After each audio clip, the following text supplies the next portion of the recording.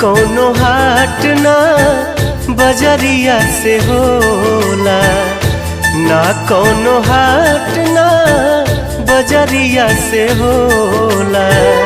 उमरिया के रोग है नजरिया से होला।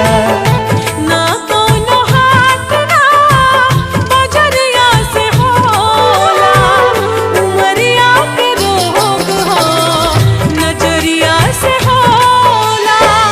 कहाँ कोनो जात पात पूछेला